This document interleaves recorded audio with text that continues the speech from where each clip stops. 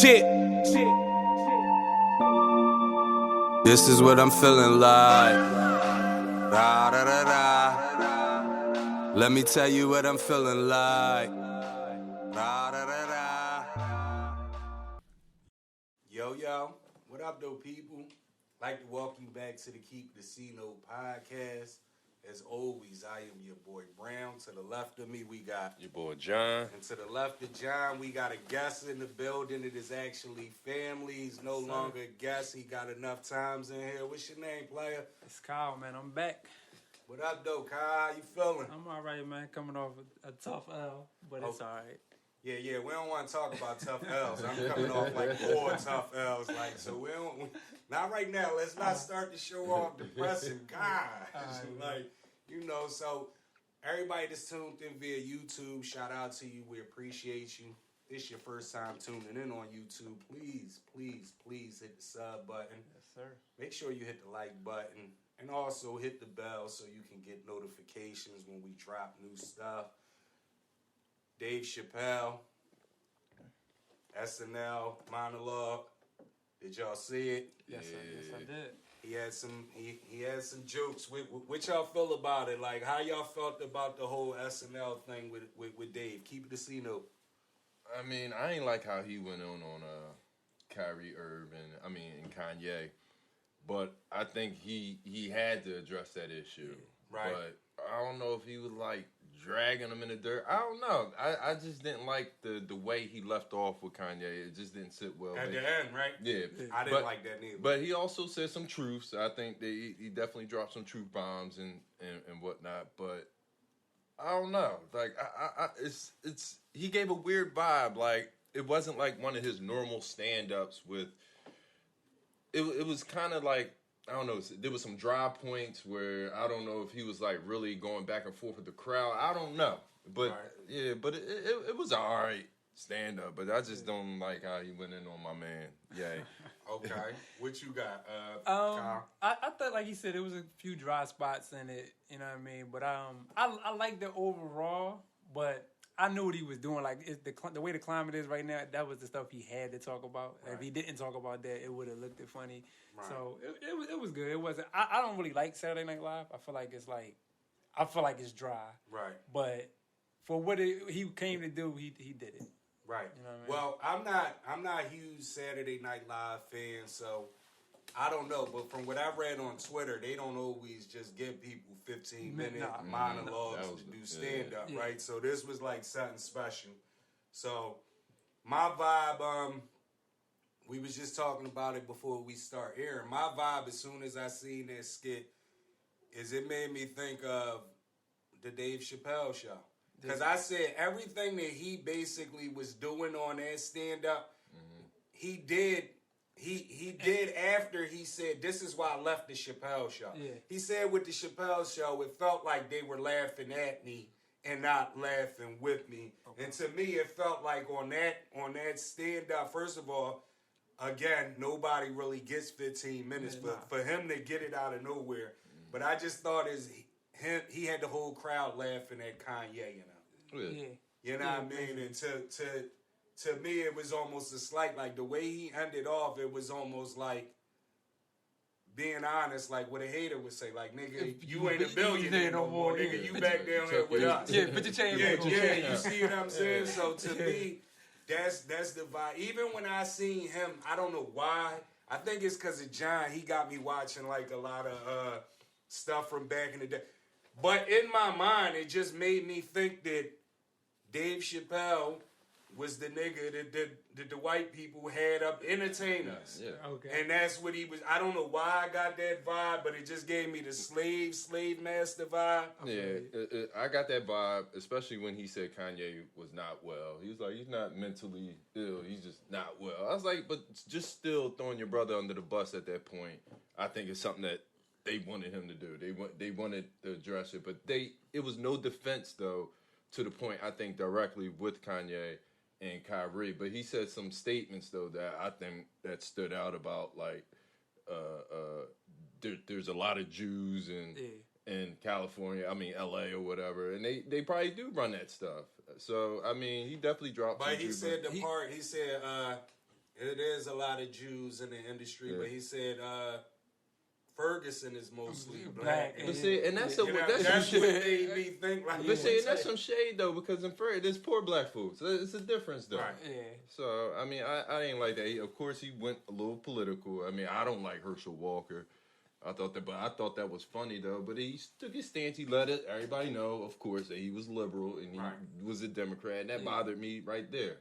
Right. But, I mean, I feel like he played defense. Like he didn't go too far over the fence. He stayed right there. Like Trump. Yeah. But even with that, that's another reason why I thought he was chucking and jiving for them people, because at the end of the day, everything that he attacked was black. Whether you believe it, he attacked Kanye.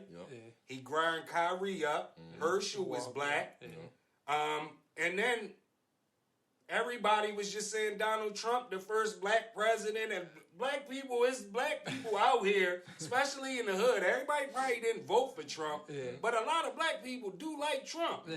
You know what I mean? So my whole thing when I see that, I don't know if it's because of this brother right here got me looking at stuff differently. But the first thing I thought, it was like this whole campaign is the shit on the black man. That's what I thought. Yeah.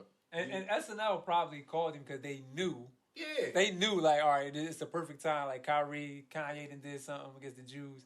So they knew he was going to come with no filter. And right. And my thing was, I came a little unprepared because I wanted to go back and watch that stand-up where he was talking about the gay community. Yeah, I seen that one. And my thing with that is, I know in that one he says that he has gay friends and all that. But and my thing is, I wanted to see, did he ever mention any of them by name like he did Kyrie and Kanye on that joint? The only one he did say it was one of the person that committed suicide or something. Okay.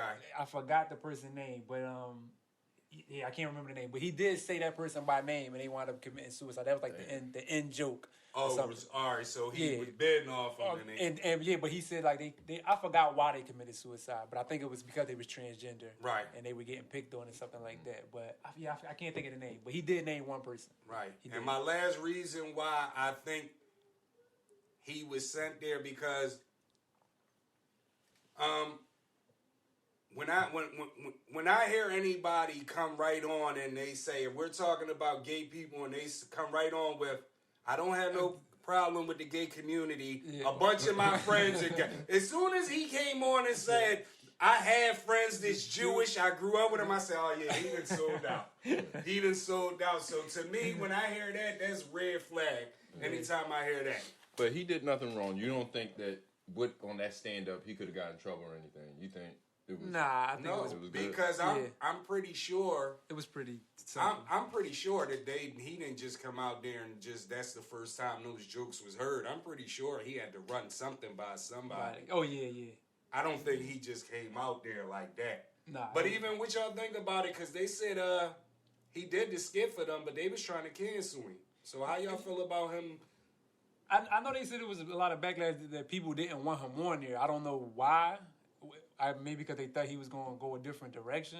Nah, they actually said whatever his last issue was, where they was trying to cancel Dave Chappelle, whoever is behind SNL, whether it's the producers or the owners, they was the main people behind canceling. Okay, I thought it was just so fans. People didn't understand why Dave Chappelle was going on there to do that joint anyway. Anyway, okay, all right. I thought it was just the fans. Yeah. So it's behind the scene people. Right, yeah. Okay.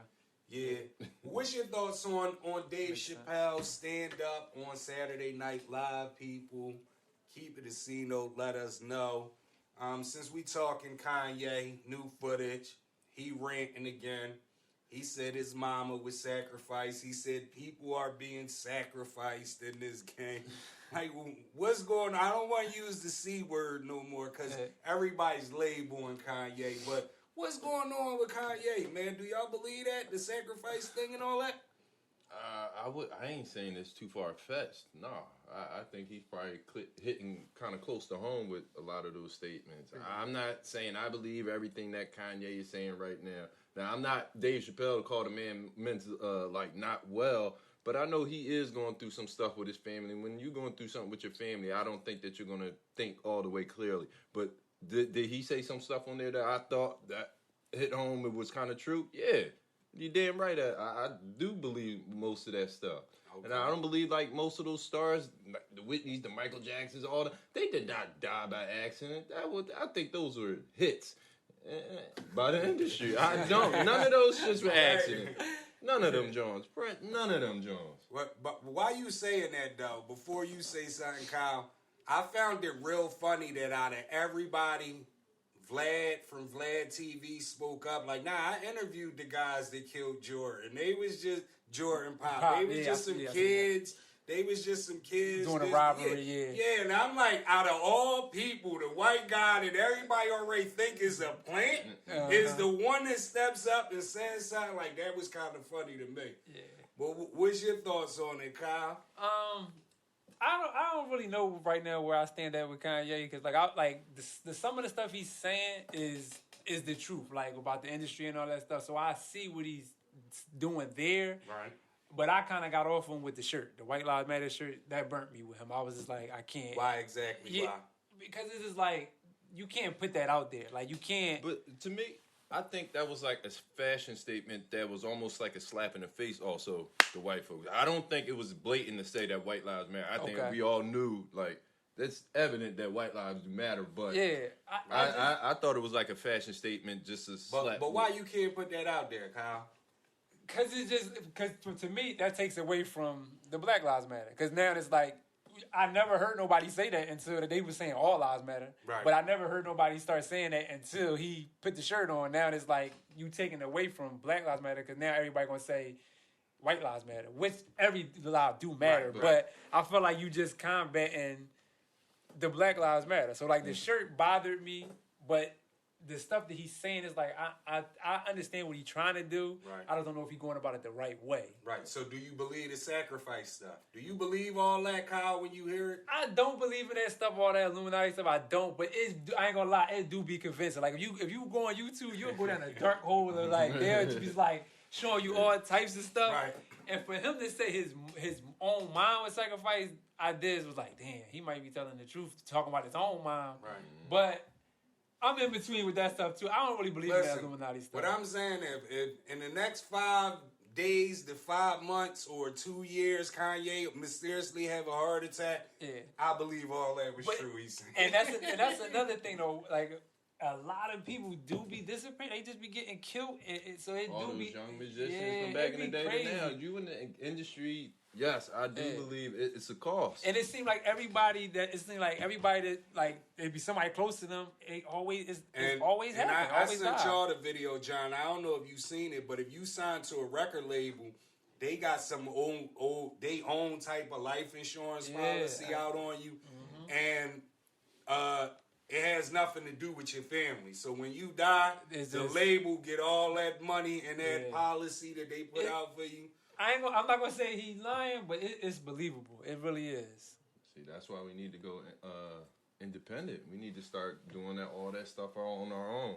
But my only thing beef with the White Lives Matter is not with White Lives Matter, was with Black Lives Matter. If you trace the money trail with that, who is the biggest major funder for Black Lives Matter? White people. It was a white person. His name was George Soros, and what is he? A Jewish guy. Right. Okay. So I mean, like, I think most of these joints, they have a plan. They were put there. Black Lives Matter was put there. It's not. I don't think it was for strictly black people. Okay. No, and I think. What do you think is actually for? Though? I mean, it has an umbrella to me, because like when you saw a Democrat win, you saw the Black Lives Matter, you seen the fist, but you know also you saw rainbow flags. So it's like a rainbow of stuff that's all associated with, and then you'll see white people wear these Black Lives Matter shirts, but. My only thing is that I just wish we had something that we did for us, by us. Yeah. And it was exclusive. Strictly us. Only for us. Yeah.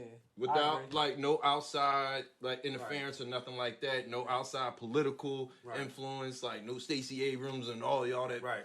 Yeah. My thing is this, any major network, right, you gotta pay them to run like the sponsor is going to give you money, but you got to run their ads and all that. So when you saying that about George Soros funded the Black Lives Matter, it always make me think like, why?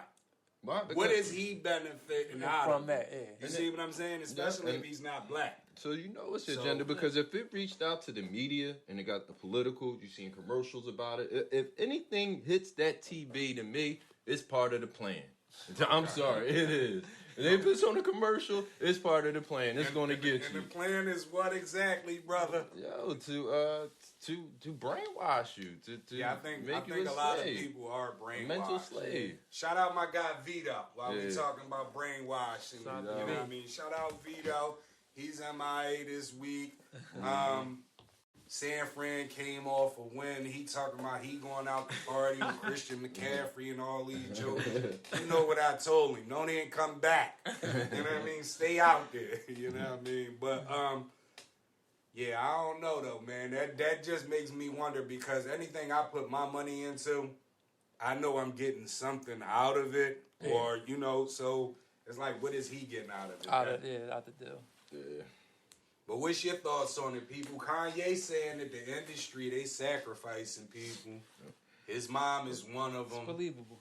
Definitely. Listen, but what's your thoughts on that, though, people? Keep it a C note. But let me ask y'all this, though, right? What threw me off is when he says they can't talk about it because they've murdered people. But I'm a pussy, I'm a bitch. I can talk about it. So what does that mean?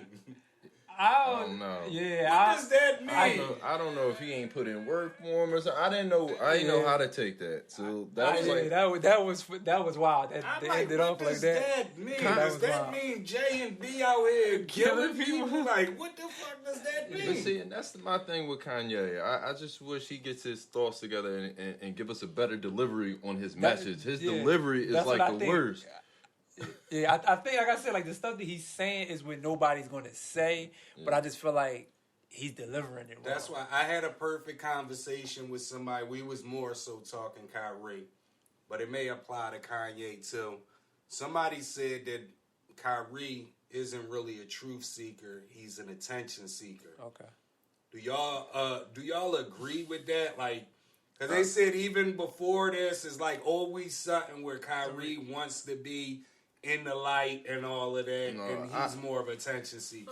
No, I don't think he's an attention seeker. Not just him, but I'm asking even Kanye too, because Kanye, I think he is an attention seeker. Yeah, he needs that people power or whatever that influence for him. Yeah, I believe that about Kanye. But Kyrie, I think he's more so laid back behind the scenes. He don't want that. He don't want the press. He don't want the interviews. Really, yeah. So what you're saying is when he's doing all this, which is putting the focus on him, it's not intentionally. I didn't mean to do that. I don't think so, but then I think he also tries to defend himself, but then sometimes things get twisted. But I don't think that he's purposely trying to get attention from. What you think? Yeah, I wouldn't say he an attention seeker. I can't put my finger on what it is with Kyrie. Well, I can't. Let me just tell y'all what was brought to my attention in the last couple years. Mm-hmm. The earth is flat. Okay. I don't want to take a vaccine. Which he was right for. I want to be traded. I want to get out of Brooklyn. Get me out of here. Mm-hmm. And now the book thing. Yeah. They said it's just always something where Kyrie, the cameras is going to be in his face. He don't seem like that kind of person to me, but I could be wrong. But I'm rooting for Kanye in that perspective. I like if he's standing up for not taking that damn vaccine. Where's everybody that died or whatever that didn't take that vaccine? Get the hell out of here with that shit. So I'm glad he took a stance on that. Me too. And then like what NBA player? There are a lot of NBA players that when they get that at high value stage, and I mean they get uncomfortable, they are going to want a trade, and it would make that type of. I think the media would try to spin it and make it like that, like when KD wants a trade, or if LeBron wants a trade, if Kyrie. But I just think that they'll just change the narrative for Bron. But I think with Kyrie's position is why they're blowing it up more than what it is. Okay. But see. And I also agree, if you ask a man a question and don't be mad at his answer. Right. Yeah, so, I mean, I'm not mad at him for thinking that the world is flat at all. Right. Yep. What I think with Kyrie, I think they coming down harder because of the vaccine. Because he didn't take the vaccine. So I feel like now anything he does is magnified even more because it's like... Because he already stood up to him Yeah, so it's now like, now they mad because now, even with Nike, like I'm calling BS on them. They saying, well, they not renewing this deal because of the stuff he said. Oh, They already they been already said that. They said they wasn't bringing him back before he even said all that stuff. So like, don't try to make it about because he posted something on Instagram. Now you're not renewing his Nike contract. That was already in the works. Right. Regardless, so they lying about that. But with Kyrie, I don't know if he is attention seeking. I don't know, but I feel like they're making an example because of the vaccine thing. You don't want to take the vaccine? All right, cool. So now you got to do 6 things. Like right. I think you might be right on that. It's people that did way worse stuff in the league, and they had to do 6 things to come back. Like, come on, man. Like they ODing with it. So it's about the vaccine because he didn't take it. Because him and Whitney was the only ones that it was. And Wiggins, and then Wiggins wound up folding and taking. Yeah, Wiggins folded, but Wiggins not from over here. You knew he was going to fold. Yeah. But then I ain't like how LeBron either, man. He's still a straight up nut to me. I think he has like the one of the biggest voices in the NBA, and for the stance that he took, I think I said it last week, but for the stance that he took, I just think it was a real sucker move on your old former teammate. You don't do shit like that to me. I just think... but I mean, let's look at their history. Are they really friends? Yeah, are they really good like that? And I'm not excusing it, but when you look at it, is Kyrie and LeBron really good friends like that? Because I've never seen and I may miss it, but I've never seen no off-season pictures of LeBron and Kyrie hanging out. I've seen pictures of LeBron at Jewish weddings and all of that, so I know he has Jewish friends. Yes, we do. Is Kyrie really his friend, or was he? I don't think they were just teammates. Yeah, I don't think they're friends like that. I really don't. Yeah, so I mean, even if they was friends, though, I don't think LeBron would say nothing either. You know what I mean? Ain't nobody gonna say nothing. That's like, it's funny right now that you got people like Jaylen Brown, even LeBron. Oh, what y'all doing is excessive. No, forget what's excessive. What you need to say is what y'all doing is wrong because this man retweeted something and he's going through all this. Now, let me ask you a question. Now, do you think LeBron is being an attention seeker? I don't know. I just seen the video on LeBron, and they said LeBron be lying a lot of times. I don't know, man. He's just doing it for attention. What you mean with like his statements? You saying? Yeah, his statements, thinking that he needs to be the voice of the NBA. These players are like, yo, you ain't the voice of me. Nah, but remember, it was an article about that, and if we can find it, it'll be on the screen. The year of the bubble.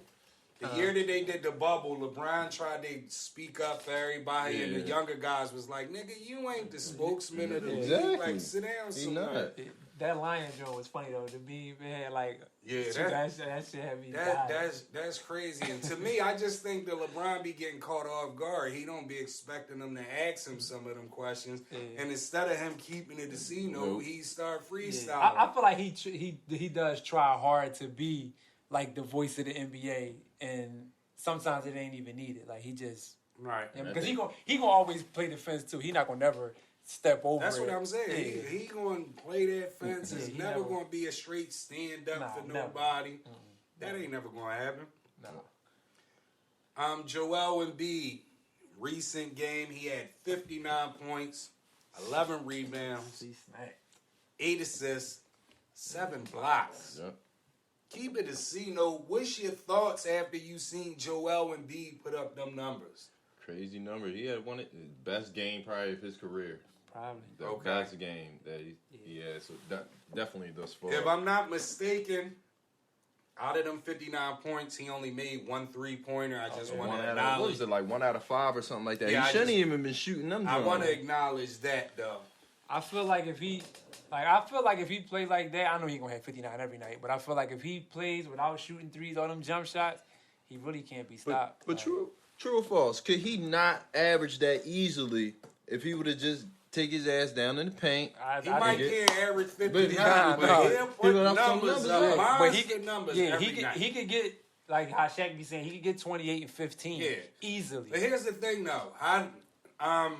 He was in a good mood. I don't think it's a 4, 5, 6, 7 blocks every night because he don't play defense like that to get them blocks. But them rebounds, them assists, and 34, 35 points, he can get that every night. And he can get to the line. And he missed free throws.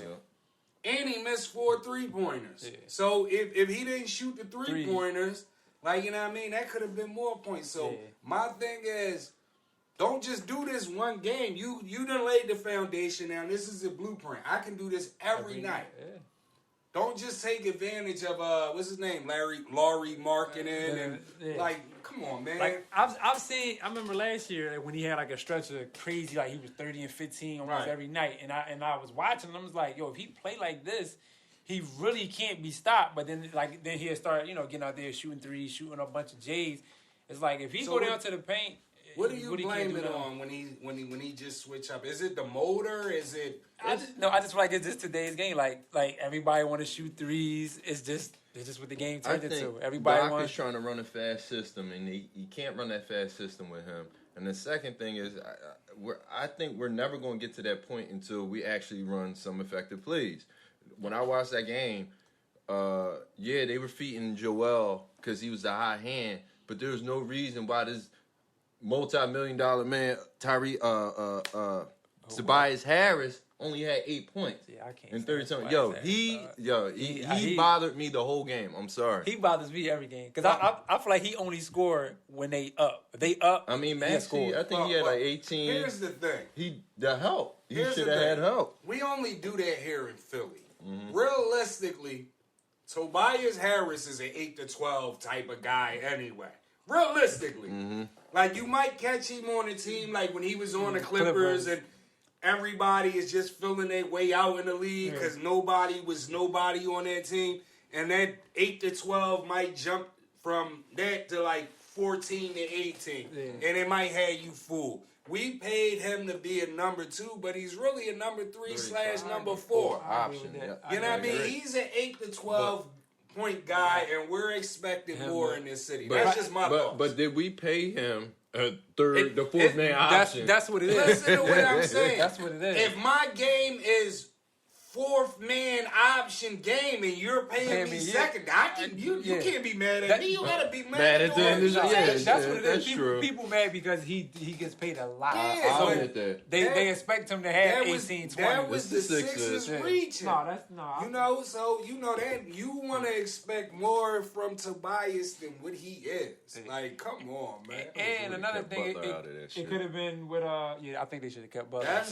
That's why they gave Tobias the money. Once they seen Jimmy wasn't coming back. But I think, too, another thing it could have been with Embiid game last night, too, no Harden, him holding the ball, too. Like, all the dribbling. You know what I mean? So that could, the ball moving more when he's not, you know what I mean, when he's not in there. Because he dribbles a lot. He holds the ball a lot. So that could be, a key to it, but Harden wasn't always here. No. Harden, I mean, he had Ben Simmons. He wasn't putting up these type numbers. What I'm saying, for whatever reason, he seen Utah. Mm-hmm. He came out a little good. You knew he came out good because he was playing defense. Mm-hmm. That's what I'm saying. So, sometimes you get in that vibe. So, 59, you can't average 59 every night. No, we know that. Yeah. But you can average 34. You can average them 11 rebounds. Definitely. He can get you 5, 6 assists every night. Yeah, he should definitely, and he should be up there 2-3 blocks. Like, come on, that's man. for sure. We just keeping it casino. Yeah, he should. But you know what he needs to do? He needs to take some ballet, and I don't know, work with some big man because I'm tired of him. Like little guys coming in, affecting him just by putting an arm on him or something, and then I'm tired of him falling all the damn time. The man cannot go a whole game without falling on the floor 12 times. He never worked with Olajuwon? I don't think so. Ain't Olajuwon from where he from? I don't believe so. But there's no reason why shooting guards or small forwards or whatever are able to push you out. I'm glad you just said they that, cannot. John. I'm pissed about that. Let me and shout out Vito again because I was talking to my guy. Mm-hmm.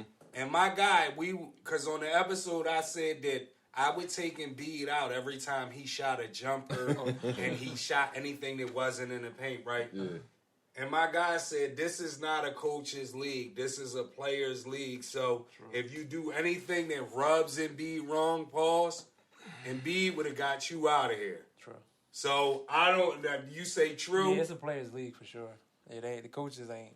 And basically he's saying the coaches is not going to coach these big men like that because if it becomes a hassle where the player is thinking that the coach is riding too much balls, they're gonna get the coach fired. Yeah, that's for sure. You see, I mean, the players, they do what they want. They get traded. I want to go here, there. Yeah, the players.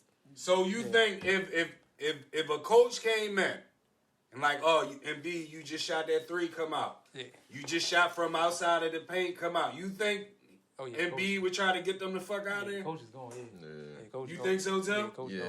Like, I'm mad that I'm believing it. So why do we have coaches then? It's like the Westbrook thing. Like Darvin Ham didn't put him on the bench. Like that's coming from upstairs. Like he didn't come there and say I'm gonna put Westbrook on the bench, right? Because he was going hard, saying, "Well, no, Westbrook coming back," and you know what I mean. So that wasn't.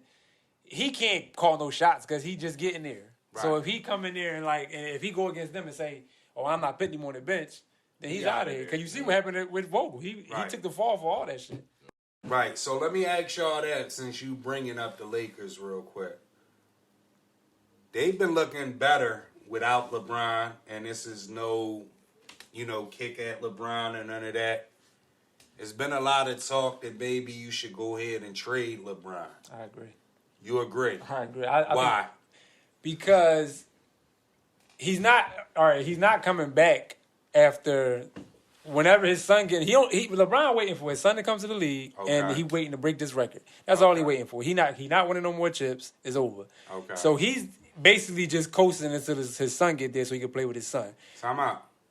So you on record? You looking at the people in their face? You saying LeBron not winning no more? Nah, he ain't not with the Lakers. No. Okay. Yeah, now if he go to a different team, then maybe is he winning as the top option in the league, where he's the best player on the team?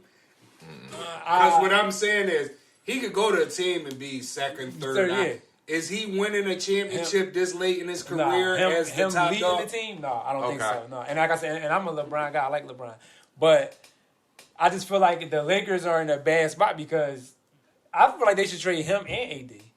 I feel like they should trade both of them because AD done to me. He's done. AD is done. He got that.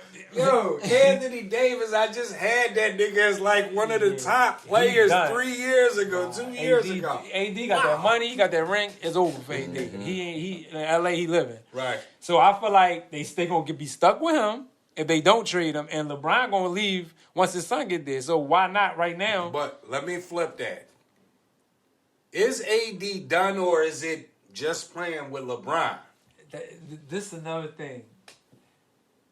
I'm gonna give it to Cino, and like I said, LeBron my guy, but I noticed something.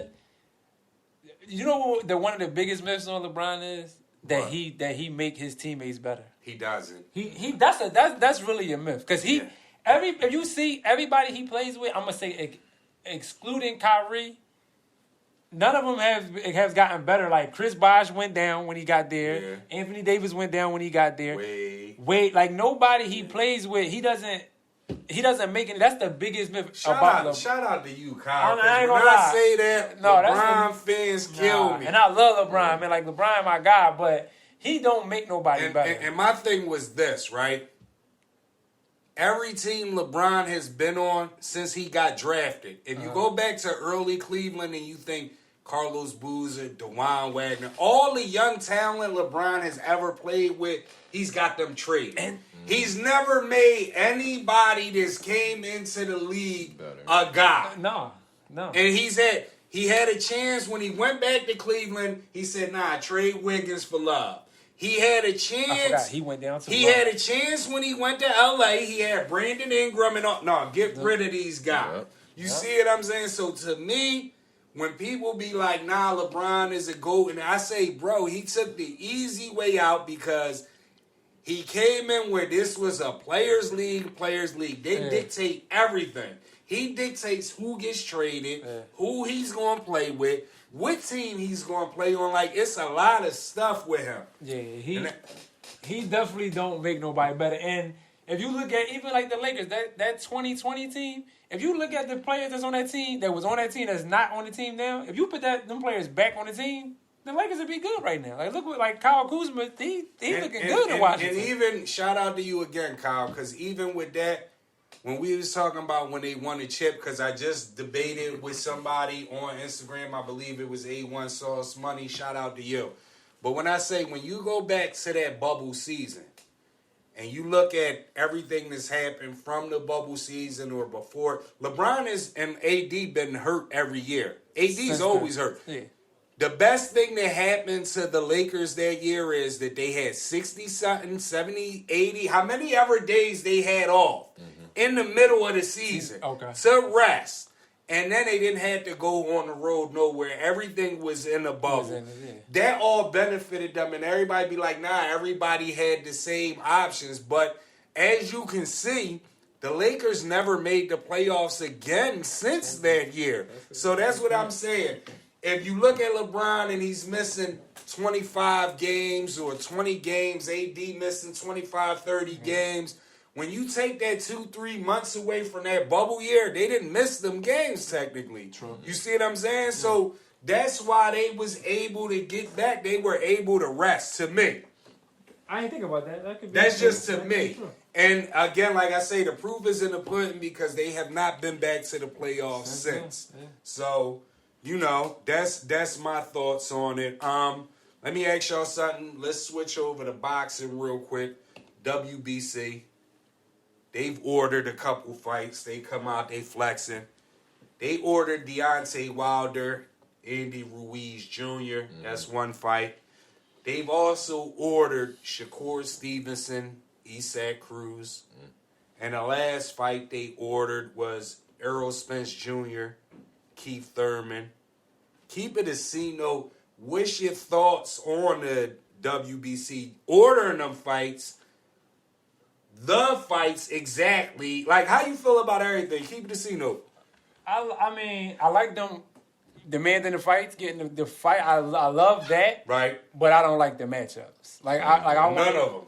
I like the Shakur and Cruz. Cruz. I like that because Cruz he looked alright against Tank, and I seen him again against somebody. Okay. The Wilder and Ruiz, I don't really care for that. Me either. And Spence Thurman, I don't, because I feel like Keith Thurman is hyped up. How the fuck did Keith Thurman get this fight? How? Only fights that I'm gonna be honest that I want to see. If it ain't Bud and Spence, I really don't want to see them two fight anybody else. Right. And then out of all the other guys like Tank, Haney, Ryan Garcia, Shakur, if all Lomachenko, if they all ain't fighting each other, I don't want to see it. That's the only fights I want to see. I don't want to see. I agree with you. What's your thoughts, John? I ain't like the matchups. I thought the matchups could have been better, but I do like that they're forcing these mandatory matchups. I wouldn't mind seeing that cheater, Lomachenko, whatever his name is, versus Haney. I wouldn't mind seeing that so they could close the book on that chapter because they wanted this bull to fight him. They're building it up. Haney, I want you to... I no longer want to see that fight after the last Lomachenko fight. You just took the words out of my mouth. After that last Lomachenko fight, I don't know. I want to see him just whoop his ass. Like, this is who y'all wanted me to fight. I'd rather see him fight Tank. I would too. Shakur, any of them other. I don't want to see Lomachenko. No, and I told my man Tom because he loved Haney, but I texted him after the fight because he missed it, and I was like, that Loma can't beat Devin Haney. Yeah, he can't beat them. No. Let's go. I'm gonna ask you a question, and we're gonna go back to John because you haven't been here. Who's the top dog in Devin Haney weight class to you? Or let's say top two dogs. All right, so he at 135 now, or he? Yeah, until he go up, he's in the 130s. So who's in 135? Because I always get Tank and them mixed up. Ain't Tank under them, right? Yeah, Tank is, I think, 130. So that's Cambosis, and Shakur just moved up to their weight class, if I'm not mistaken. Well, if Shakur, to me, Shakur at 135 now. For me, it would be Shakur, because I love Shakur. So, because I'm not huge on what I've seen from Shakur, but a lot of people be like, he's that guy. I feel like you think Shakur can get in the ring with Devin Haney? Yeah, I think Shakur can. I don't think none of them, and like all them guys, like Ryan, none of them. I don't think none of them can be Shakur. Only person I think is Tank. Wait, you don't think Devin Haney can beat Shakur? I don't think that, because I think Shakur's defense, like his defense is just. I do think. But let me ask you this: would I ask everybody when they say his defense? I say against who? And I mean, you can say that too. Like he has Campbell. You can say that. Yep. Chunky suit. Like what cans? What cans are you saying his defense was good against? That's what I'm asking. He hasn't. I mean, the fight against what's his name? The one he got the belts from. Can't remember his name. I think Valdez. Who he beat the guy with the belts and then he. Yeah, you know why you can't think of his name? but he can punch though. That's Campbell. Yeah, that's Campbell. So you don't agree with the Plant fighting Benavidez or whatever his name is? Now I like that. I like that because the winner of that has to fight Canelo. Yeah, I like Canelo. Yeah, no, I like that fight. I like that fight. To me, I think Canelo would have fought Benavidez if it wasn't for the Charlo and them. No, he had them on the table. He had a fight with Charlo and Benavidez on the table. Yeah. But he took Plant in them fight because for whatever reason, it might have been more money or whatever. But Canelo don't think Benavidez in his class. He don't. But Benavidez don't have a lot of fights. But I want. That's what I want to see. I would want to see Canelo Benavidez over, Canelo Plant again. Okay. But Plant looked good. He looked good in his last fight. But if Benavidez like that, there's no way we talking Caleb Plant, Alvarez too. Yeah. Because Benavidez should get the job done, right? Yeah, true.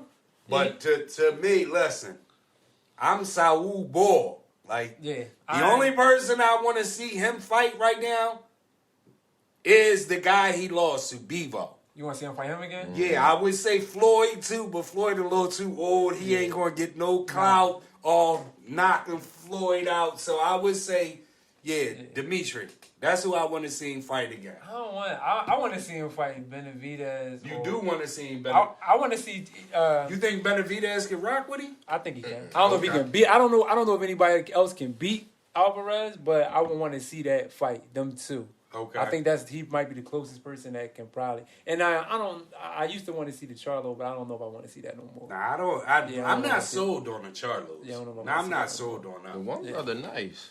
Nice is what? As far as local. He's better than his brother. As far as local, like I'm talking about big dog status, bro. I don't think they there, man. He has to fight the bull, Danes or whatever his name is. It's on the screen. And back to what you said, I'm really not. I ain't really big on Devin Haney. I ain't sold on Devin. No, I like Devin. Haney. I like Devin Haney like that. To me, I like Devin Haney over all of them. He got this. He not ducking behind nothing. Yeah, like, I like him, but I don't think he. I don't know. Is it something about him? Listen, I keep it to see what you count. To me, none of them is just like unbeatable. Yeah, they all got flaws. Like to me, Devin Haney gets wild at times. Yeah. Sometimes it look like Tank only looking for the knockout. It's stuff with certain guys. Shakur. To me, some fights he just want to pat you like Floyd. So everybody got a little something with them in that division. That's why I think they all need to fight. That's what I'm saying. I just want to see all of them fight each other. That's all I want to see. But I will only probably have Tank and Shakur maybe over Haney. Like the rest of them, like I don't like Ryan. I think Ryan hyped up. I'd like to see that fight though. I want to see Ryan fight somebody. Listen. My thing is, I know when you selling a fight or you selling a movie. Yeah. Not saying Ryan Garcia can beat Tank, but Ryan Garcia isn't afraid of Tank, and just alone on that makes me want to see the fight. Because I know he's not. I'm not saying he's gonna win a fight. Yeah. Because I think Tank will beat Ryan Garcia. I think so. But just being as though he's not scared. Like I never wanted to see Tank Rolly. I didn't want to see that. Like, who the fuck is Rolly? Only Rolly I know is from Major Figures, North Philly. Like, I don't know no other Rolly unless we talking Rolexes. Yeah, I knew he wasn't ready for that fight. I knew that was. So, that's my whole thing. What's your thoughts on it, though, people? WBC, they ordered a lot of fights. Yeah. Do you care about any of the fights? What fight do you want to see? Keep it a C-note with us.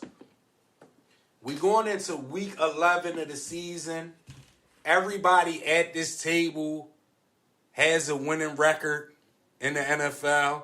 And shout out Vito because he's not here. He's out partying with them suckers. But even Vito team has a winning record. I'm the only team right now. I'm the only fan of a team in the NFL with a losing record, right? And I popped a lot of stuff. I said Stafford was the top guy. MVP. I said Stafford was going to win the MVP. I've said a lot of stuff, and it's not looking good. And I'm telling y'all, I've been cursing Sean McVay out like, nigga, I'm out here scrapping with these niggas when they say crazy stuff. So listen, we've had Tyreek Hill balling out. We've had Justin Jefferson. He just put up crazy numbers in week 10. Let's go. We going into week 11. It's a lot of stuff been jumping off. Who's the top 5 wide receivers in the league after 10 weeks in the NFL? Let's keep it a C-note. I'm not talking NFC, AFC. I'm talking about overall. Okay. Right. Vito, we talking overall, Vito. You can't put Debo in this one. At number 5, I got Justin Jefferson. Oh, at 5? At 5. Yeah, I'm going to call him. Hey. At number 4, I got A.J. Brown. Call me one. Okay. And then at number 3, I got Stephon Diggs. Mm-hmm. At number 2, I got Cooper Kupp. Okay. And at number 1, I got Tyreek Hill. Okay, shout out to that. Okay, wow, shout out to that. That was. Sheesh, you put Cooper Kupp up there. I gotta slow down on grinding you up just on the strength you put Cooper up there. Volume that Cooper Kupp and Tyreek Hill been doing, mine went through consistency and like what they've been able to do thus far. Okay. So. Okay, who you got, Kyle? All right, well, 5. I'm gonna go Devontae Adams at 5. Okay. And then 4. Let me see. Let me look. I'm gonna go Devontae Adams 5. I'm gonna go Cooper Kupp at 4. Yikes! At 4? Yeah, I'm gonna go Cooper Kupp at 4. Okay. I'm gonna go Diggs at 3. Okay. Tyreek Hill at 2, and Justin Jefferson number 1. Okay. Shout out to that. That's one. My list. I got Jamar Chase at 5. Okay. Disclaimer: Jamar Chase beat DeAndre Hopkins out by this much. A lot of people, because DeAndre Hopkins is a little older, or because he was suspended this year, or whatever it was, a lot of people like Vito get goofy and think that Hopkins ain't that guy no more. He still but is that boy. He would be my number 6. He was right there. At number 4, I got Stephon Diggs. He get busy. Number 3, I got Tyreek Hill. Okay. And it was like this from Tyreek Hill, and my number 2, which is Justin Jefferson.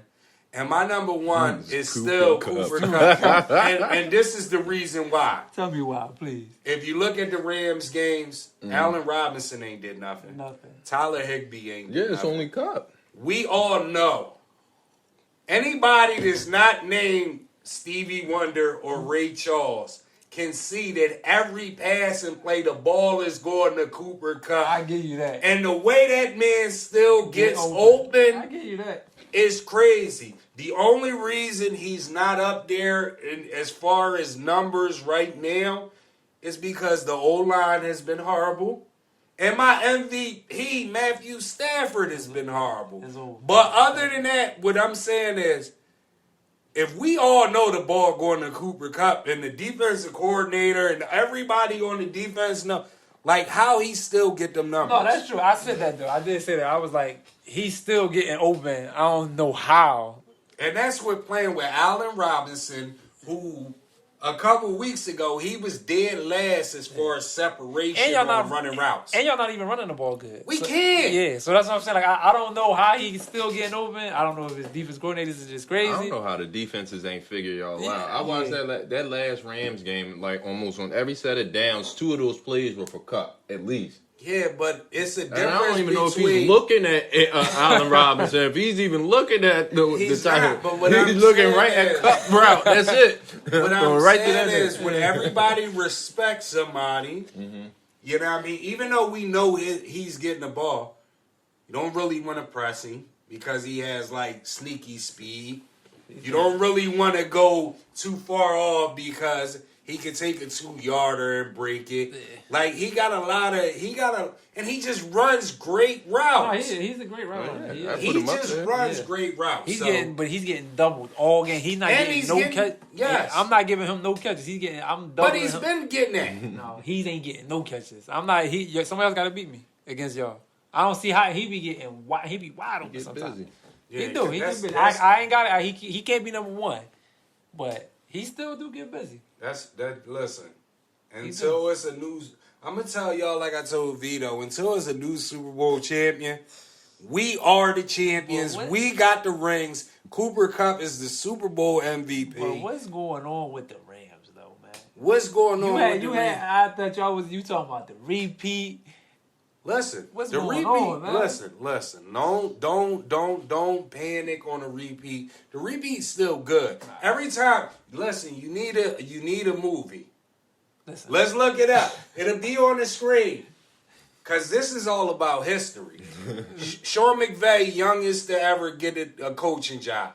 Sean McVay, youngest to ever win a Super Bowl. Let's look it up. What's the worst record that a team has won a Super Bowl with? It's all about breaking records, baby. It's probably 8-8. It's probably that Giants team that won it 8-8. Maybe. Yeah. But what did they start off as? That's what we got to look at. They started bad, but that's like I told one of my homies that's a Bengals fan.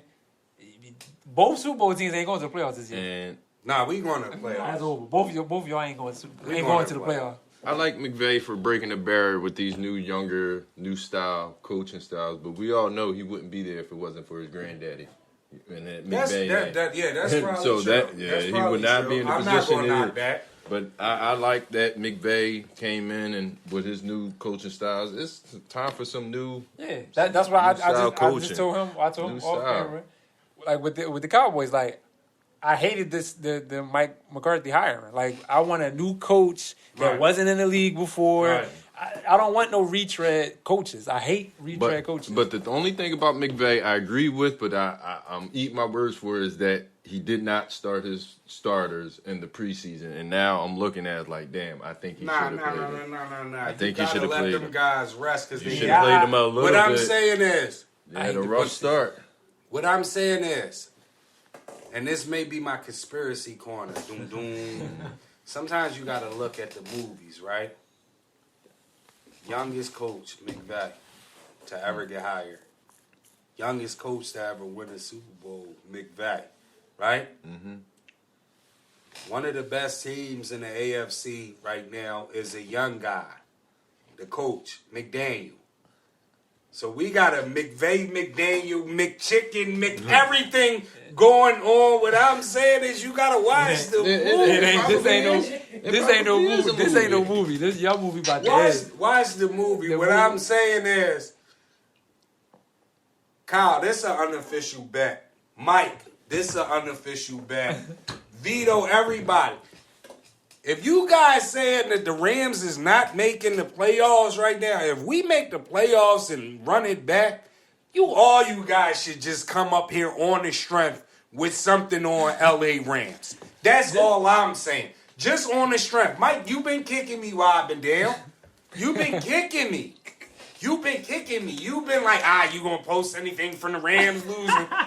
So what I'm asking all you guys, if we turn it around and win the Super Bowl, this ain't a bet, but y'all should just on the strength come in with something out like. If the Rams come back and win the Super Bowl this year, I will gladly come in here with some Rams gear.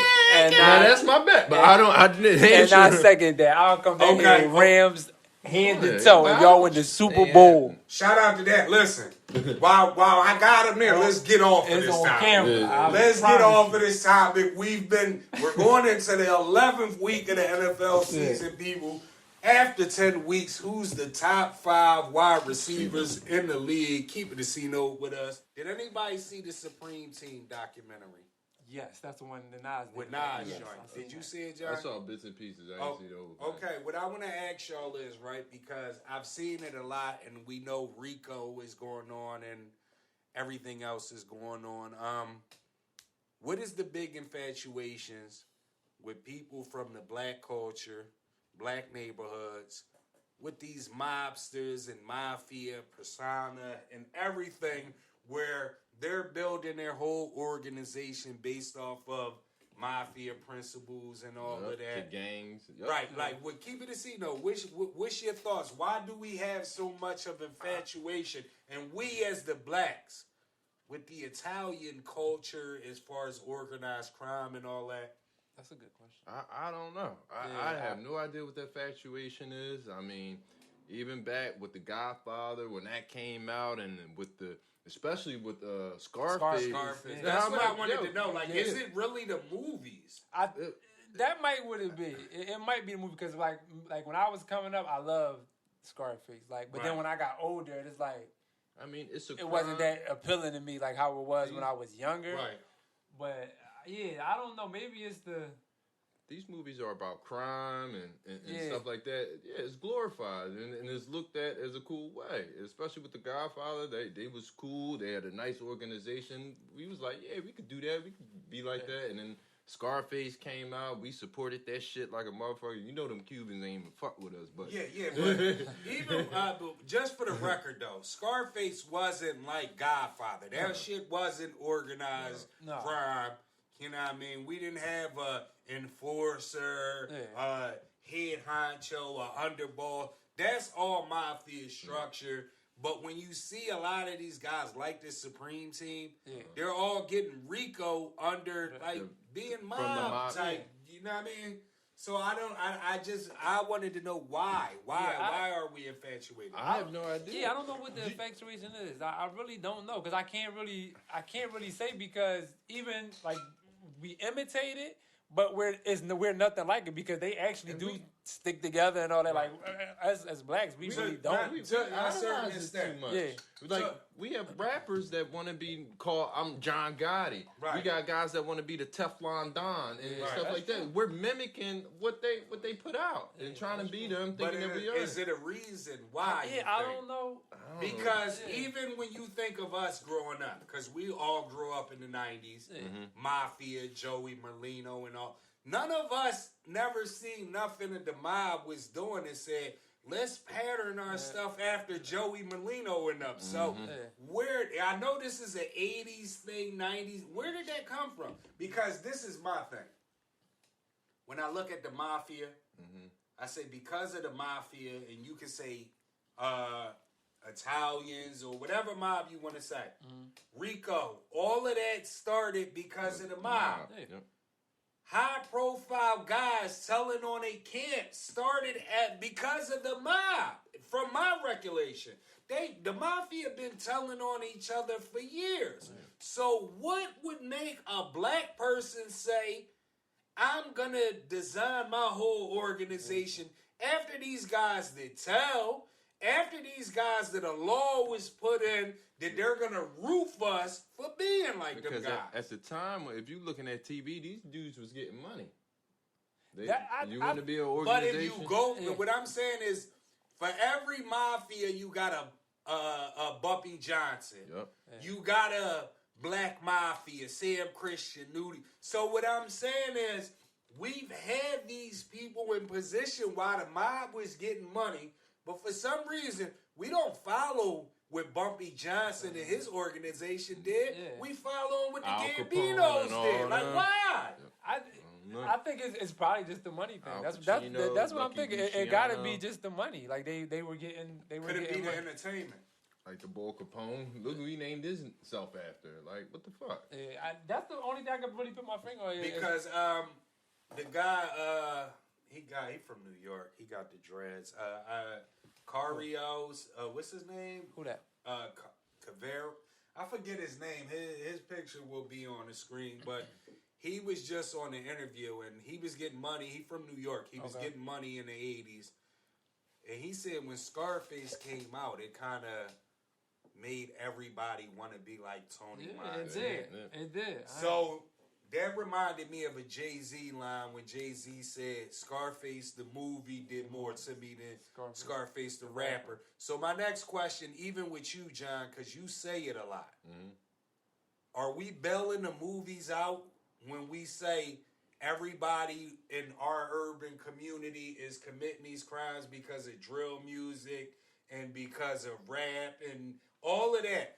Are we totally being blind to the music? I mean, the movies actually doing more harm to us than the music. The movies give a visual aspect of what's going on, so I mean, I think it's just as bad. Music, I think, puts that. So that why vibration why does the movies never get the blame? Because you'll never hear somebody say the violence is crazy because of trap music. You won't hear nobody say the violence is crazy because of the Godfather movie or because of Tony Montana. Because, and I'm asking why. In rap music, this rapper, he's going to make money doing all this to his culture. But in the movie, what's his name? Al Pacino. He's the star. He's the one who got the money. So we're going to have these white folks do it, and it's still going to have that same effect. Okay. And so, it could be because the movies are... It's backed by a bigger company. So it's like, okay, these are... Like with the music, that's like black culture. So it's like, okay, we're gonna blame it on drill music because that's black culture. Movies is really not. That's not black culture. That's Hollywood. It's being filmed. But my thing is even if these younger white kids is gonna eventually be in the mafia or any of that, they're not coming up like, oh, I'm mob, bitch. We the mob. We don't have that with them. You see what I'm saying?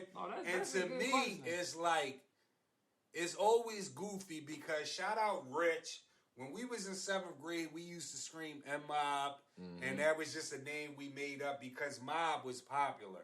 But since the 90s, I've never used the term mob as far as me talking about my homies because I know they read it. The mob read Sammy the Bull, regardless of which you say, is one of the biggest rats ever. You see what I'm saying? And organized crime brung along RICO law and all of that. So it's been baffling to me for years. Like, why do we follow that culture? That's a great question. Like I said, I can't put my finger on exactly what it is, but it could just be like, because we do follow a lot of shit. We just follow. We followers. Okay. So it could just be that we're just followers, and that's what I think. I was just hoping one of y'all. That's all I can put my finger on is we just follow. We just follow what everybody else does, except for the right shit to do, like sticking together as a race, like you know what I mean. Right. So that's the only thing I can put it on. We just followers. Shout out to that, Kyle, because that would have been my answer. But I'm gonna ask everybody out there, what's the infatuation with the black culture, the black people? Being infatuated with the mafia, especially the Italian mob. Keep it a C-note with us. King's Disease 3, Nas album. Anybody hear it up here? Yeah, I heard it. Let's talk about it. How you feeling about it? I liked it. A few tracks on there he talking. Like I listen to what he's saying, you know what I mean? Right. Like what he rapping about on there. It's grown rap. I would say out of the 3, it's my least favorite out of 1, 2, and 3. Right. So it was solid, but it wasn't great. It wasn't like the first 2. I love the first 2. Okay. This one it was all right. So it's not like a top 5 project by Nas. Nah.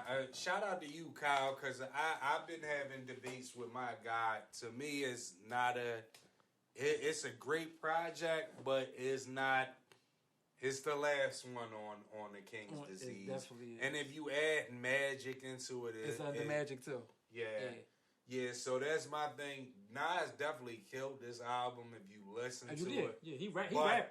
It's just not better than the first 2. No, that's my opinion. But let me ask y'all something. 21 Savage said that Nas is not relevant in today's music scene. I just feel as though he has a loyal fan base. Keep it a C-note What's your thoughts on that? Is he right? Should we call him a Uber? He's half right. Yeah, for the fact that he does have a loyal fan base, but at the same time, I'm not going to say he's irrelevant. Not at all. Okay. Not at all. So call him a Uber. Call him a fucking Uber. Yeah, I'm not going to say he's irrelevant. It's just that, like, it's just like, okay, like when, like, if Jay-Z drops a project, like his core audience is waiting for that. So it's like he's relevant to us. But like I said, you ask a younger kid, they gonna be like, I ain't trying to hear that Jay-Z shit. Or we're saying I ain't trying to hear that shit. They want to hear, what's out right now. They want to hear Lil Durk or, you know what I mean, Lil Baby. Right. So I can't say they're not irrelevant because it's people that still want to hear Hove and Kiss. Right. You know what I mean? But he does have a core fan base that when he drops a project, where they're gonna listen. So I'm going to say he's half right, so I ain't going to call him an Uber. I'm going to call him an Uber. And that's why I'm going to call him an Uber. Because I know diehard KRS-One fans. Okay. And nobody is over KRS-One in their book. But they'll tell you, the last 4 KRS-One albums that got released, I ain't listening to that shit. Why you ain't listening to KRS last 4 joints? Because I don't want to dilute my perception of him as the top guy. What I'm saying is, with Nas, you don't get that. For motherfuckers saying, that shit hot. That shit album, not this one, but we've had King Disease. That shit is album of the year. King Disease 1 is a classic. If you can say that, that means you're relevant because everybody has a core fan base, and that don't mean shit to me. That might have been I can't remember everything that came out that year. That was my favorite album that year, but that might have been the best album that year. I love King's Disease 1. Okay. That's one of my favorite albums. Okay, so what's your thoughts on King's Disease 3, people, Nas' new album? 21 Savage, he says that Nas is not relevant in the music scene. He just feels as though he has loyal fan base. Should we call him a Uber? Yeah, we already sent him that Uber. I'm just saying. And we sent multiple. Where are he from? London, ATL. We sent them all over. So 21. Come outside. Come outside. Say it with your chest, anything? No, say it with your chest. But I do have a question for everybody out there. And you too, Kyle. All right. If you had to keep one and let one go out of these 2 movie titles, which one would you keep? Between Belly, Paid in Full. Which one am I keeping? Yeah, I had to bring a hard one. Belly or Belly or Paid in Full. I'm gonna be biased and say Belly because Nas is my favorite rapper and all that. I'm going Paid in Full. I'm going Paid in Full. Okay. I think I'm gonna go Paid in Full. Why? Cause I love that movie. I think the movie is a little better. Cause I think that because of the actors, maybe because Mekhi Phifer, Wood Harris are great actors. Belly was like so actors. Yeah, they threw the hot rappers in it. Yeah, like you know what I mean? Because they threw DMX. Time out. Let's not slight nobody. They didn't throw nobody in it. No, I'm saying because Nas wrote part of Belly. If you didn't know, now you know. I didn't know that. You know, yeah. No, but no, I'm saying like they were hot. So that's the hot rap. I didn't mean like that. Yeah. Like they threw the hot rappers in it. Okay. At the time, so but I would say Paid in Full because I think that. Why you say Paid in Full, John? I don't know. I think Paid in Full had a more relatable storyline. Not to say that Belly didn't. But Paid in Full, I've seen those type of Rico type of dudes and stuff like that. So, So listen, I don't know if y'all hip or not, right? Mm-hmm. But in Philly, it's been a lot of instances where kids are pulling up the kids, phones out, pulling something out on them, pause, and making them strip. Like made them. And a lot of the kids are saying that they got that from Paid in Full. So it goes back to what we was just saying about the movies. But when they made him strip. No, Paid in Full. When Rico made when Rico made him strip. But in Belly, they made the bullshit too. But a lot of the newer kids are saying that they started doing that once they seen it done on Paid He in made the Full. bull run down the so, street. what a lot of Ripped him people up don't off the know car. is, to me, Paid in Full, even though it's a great movie, and I love that movie too, it showed us a lot of the wrong shit. Mm-hmm. It did. Because it glorified, even the end of the movie, I didn't tell on nobody from Harlem. So when I come home, I'm still going to be king. So that movie shows you can do all type of grimy shit, tell when you get caught, and still be accepted. Like it's a lot. If you pay attention to that movie, it's a lot of stuff that the younger culture, they're going off of right now because of that movie. And I'm not saying that that's why I didn't pick that movie. Yeah. Nas my favorite rapper, so I'm going to pick Belly. But I just wanted to bring that to y'all attention because that's going on in Philly. They're making guys strip. I didn't know that. They're making guys strip. And I seen it on the post like, why are you making them strip? They said, we seen that in Paid in Full, and that just take a nigga manhood more than anything when you make them get naked and run off. So, more power to you, but,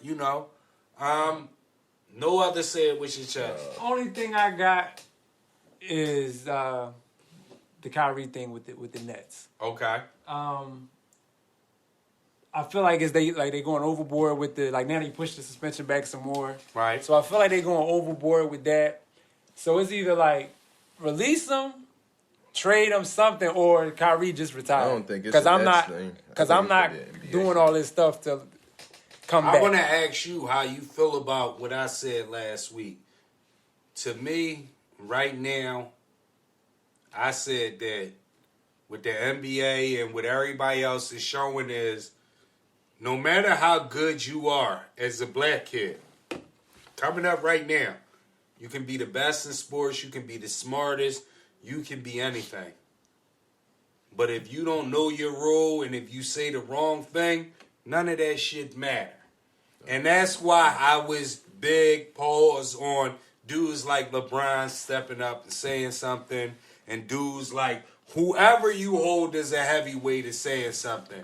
Because a kid that's 3-4 years old right now is going to look at it. If Kyrie is their favorite player, I can't say this or that because when Kyrie said it, he couldn't play in the NBA no more. True. You see what I'm saying? So to me, that's sending a horrible message. And that's where if these guys like LeBron James and them are not puppets, as we call them, then you need to speak up because in 20 years it's going to affect the next bit of kids coming up, and they're going to come up on ice shells. So in 20 years, the next kid is going to play LeBron James' role, and he's not going to side with whoever is in the situation right now. Because when I was 8 years old and LeBron James was the man, he didn't stand up for Kyrie Irving. You can look at it that way. Yep, you definitely. That's just my thoughts. My thoughts is now that I'm a dad, everything affects the kids. Mm-hmm. So at the end of the day, when they stand up for something and they gracefully bow out, that affects the kids. Yeah. You know what I mean? Everything affects the kids. So we don't want to tell these kids to 7, 8 years old. In 20 years, it doesn't matter how much money you have. You can't say this, that, and the third. And that's like I seen something on Instagram. They had showed Ali, and he had an interview, and he was saying something like about white people. I can't remember exactly word for word what it was, but someone commented and it was like, "I wish the athletes today were leaders like that." Right. And like in my head, I'm saying like it's about money now. So it's like nobody is going to say anything to piss anybody off because they don't want to lose money. That's what I like about Kanye. He didn't give a fuck about losing the money. He said, I'm going to say what I want to say. Right. And whatever I lose, I lose. But now everybody like LeBron, they so scared to say anything because that could be the end for them. So that's my thing. Everybody just so worried about their money, they're not going to stand up for anything. That's how I feel about all the like athletes, everybody. Nobody going. Like the powerful people, like they say, like Oprah, anybody like that. Like nobody says anything about anything because it's like, she has to stay in her place. Yeah, I don't want to piss anybody off. Yeah, but they are part of the plan anyway, so they're not gonna say anything to me anyway. And shout out again, John and Vito. These guys turned me into conspiracy theories, bro. I don't believe nothing. That's a movie. That's a movie. Like everything is a movie.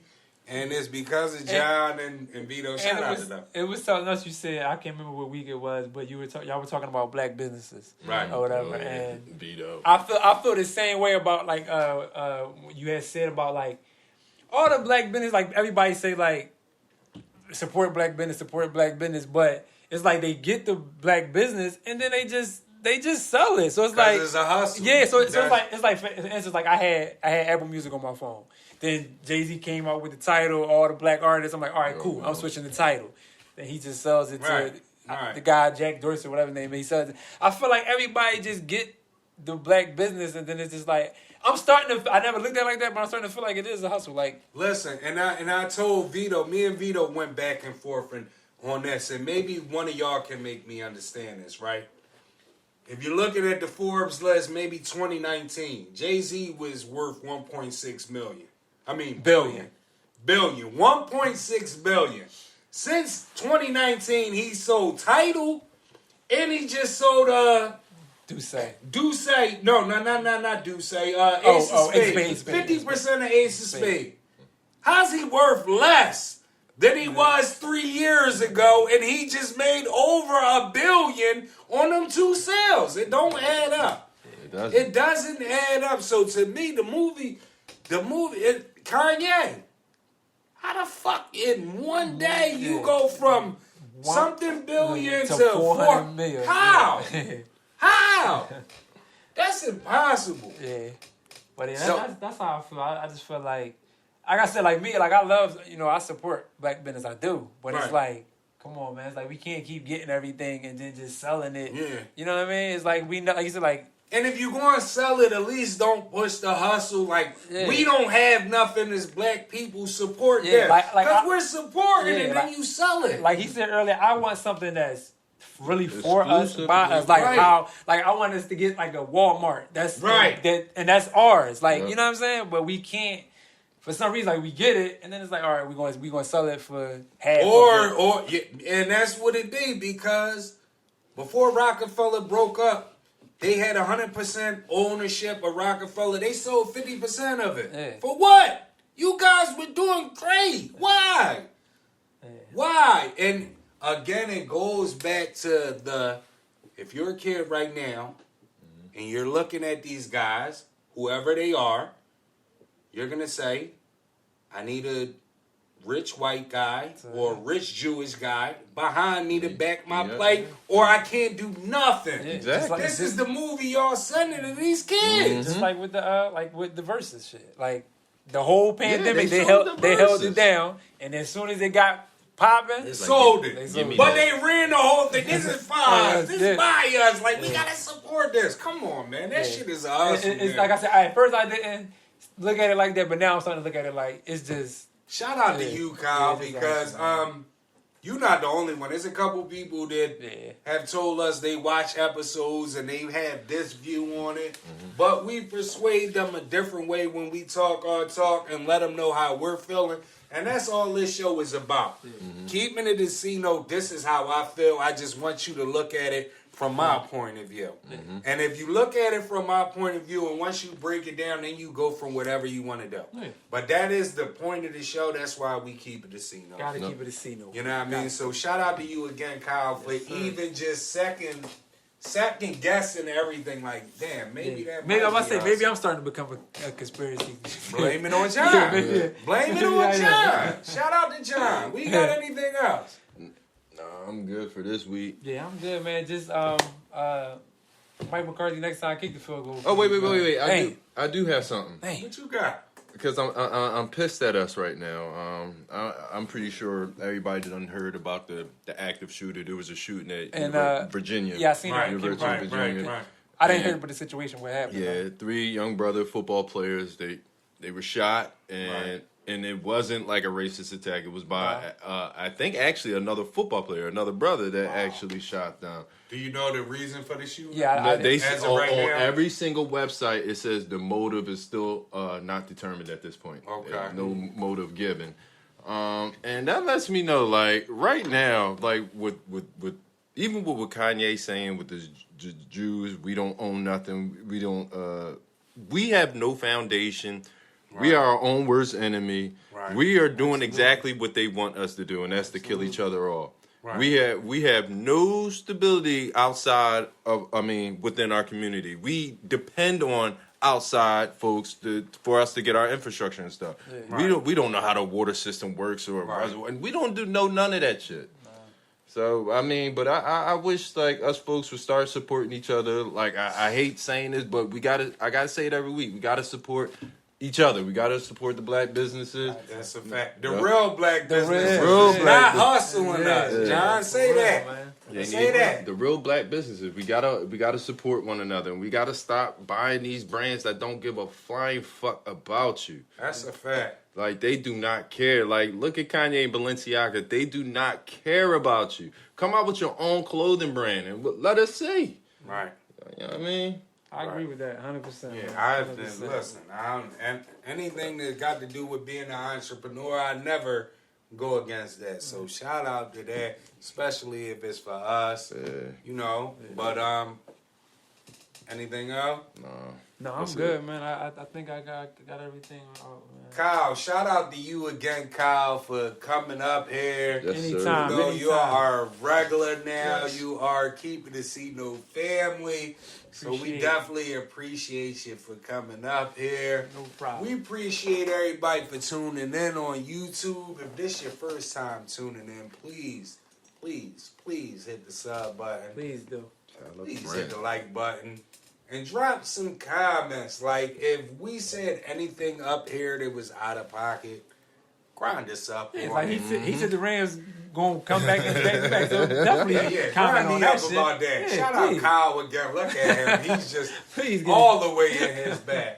And listen, this is not a say it with your chest. This is not any of that. But I just want to tell the people out here that if you're on YouTube and you're blindly following a guy like DJ Akademiks, don't be fooled by what DJ Akademiks tell you, because DJ Akademiks is not on live trying to solve a homicide because he cares about who kills Takeoff.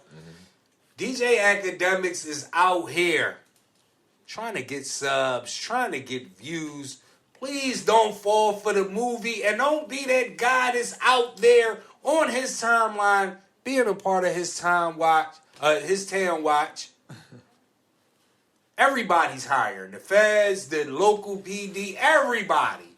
If you want to do law enforcement, please go get a job. Please. Yeah. You know, as always, please tell a friend, tell everybody. Keep it a C note. We'll holler at y'all.